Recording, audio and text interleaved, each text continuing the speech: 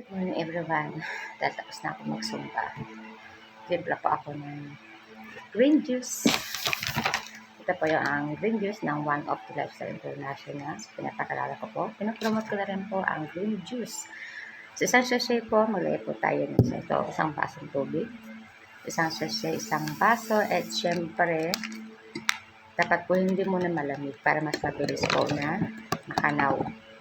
After po yan, pag nakanaw na, hindi po tayo ng yellow guys. Sarap po itong inumin pag may yellow.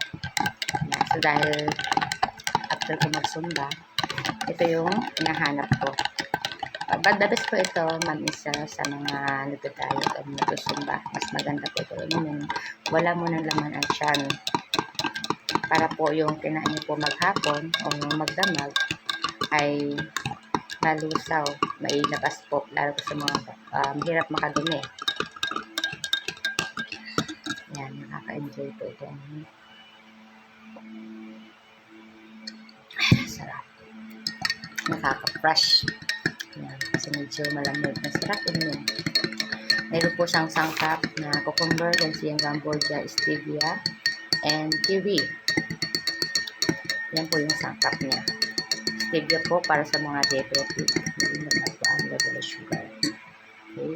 So, try nyo rin po. Sarap po yun. Thank you for watching.